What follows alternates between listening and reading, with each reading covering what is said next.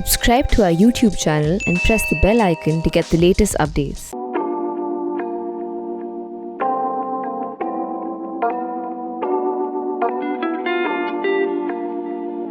The Leonids are a regular and prominent meteor shower that occur every year. They radiate out from the constellation of Leo as viewed from Earth, and that's why they're called Leonids. They can be seen with the naked eye if there are clear skies and if the moon is willing.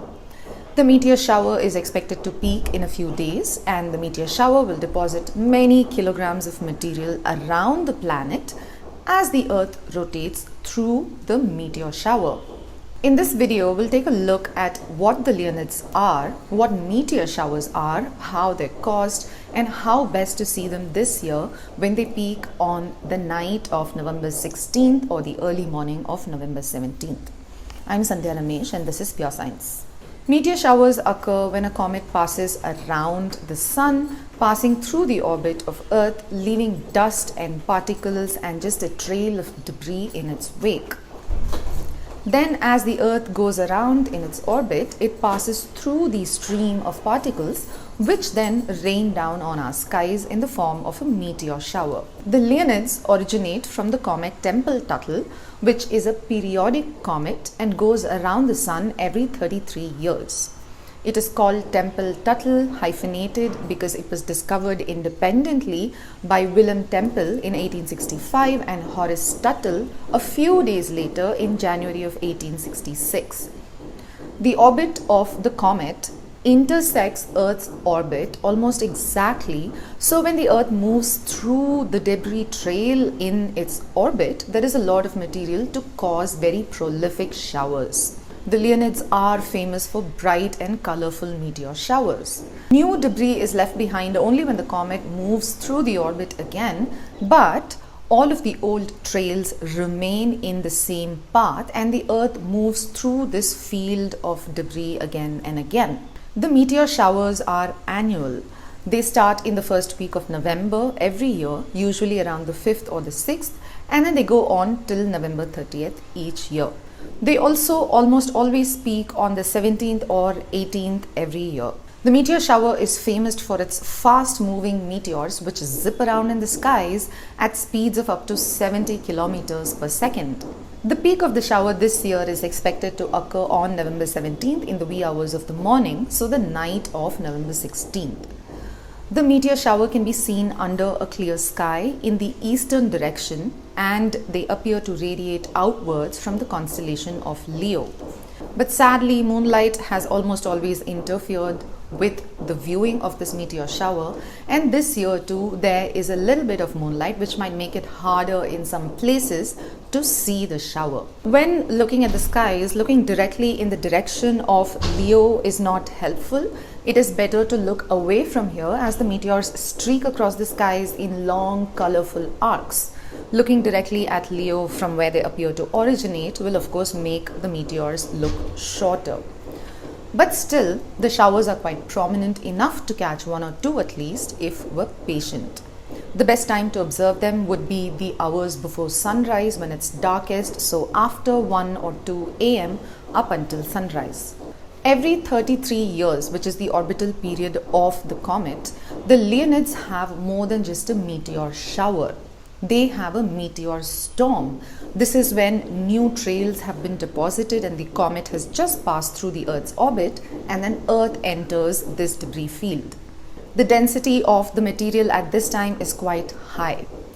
In meteor storms, the activity is more than 1000 meteors per hour, whereas normally we see about a few tens of meteors or sometimes maybe 100, but the average is considered to be about 5 to 8 meteors per hour.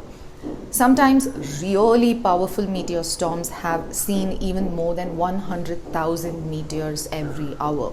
The Leonids are particularly famous for the meteor storms, which are spectacular. They have been recorded through history, and there are depictions of Leonid storms in many books and art and historical narratives. The strongest of these that have been recorded in modern times was the 1833 meteor storm, where it is estimated that over the course of 9 hours there were more than 240,000 meteors. This was particularly visible over North America and, of course, as usual, had massive consequences for the American society at the time. It also had consequences in other parts of the world.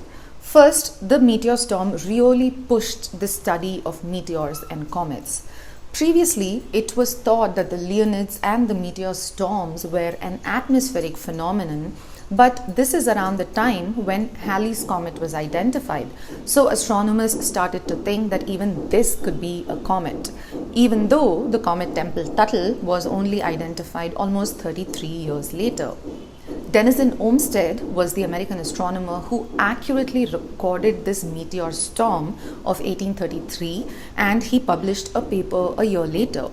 He talked about the duration of the shower, how it was short, how fast the meteors moved, how the same intensity was not observed in other parts of the world, not even in Europe, and where the meteors appeared to radiate from. Some Native American societies regarded this meteor shower as an astronomical phenomenon and a marker in their calendars, and it was highly significant for them.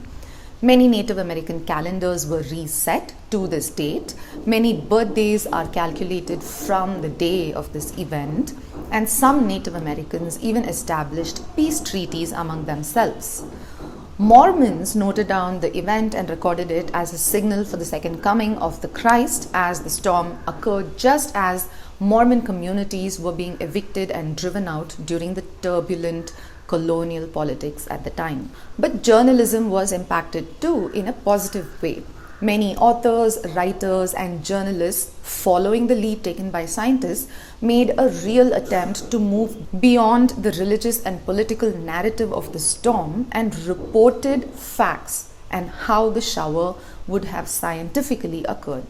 The storms repeated every 33 years, and the showers started to be recorded every year. There was another spectacular storm that occurred 100 years after the comet's discovery in 1966. This started modern predictions and observations of the Leonids, and NASA and other space agencies also got involved in monitoring and predicting it. The trails of debris and dust and ice left by the comet is not always on the same orbit that the comet took.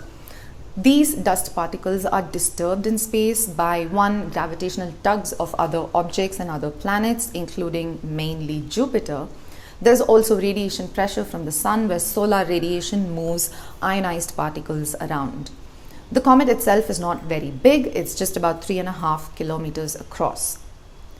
The Leonid showers have been recorded in history going back to 900 CE or 900 AD, and now they can be accurately predicted as well. They've been peaking on the 17th of November for the past few years very consistently, and our current predictions show that they will continue to do so over the next few years.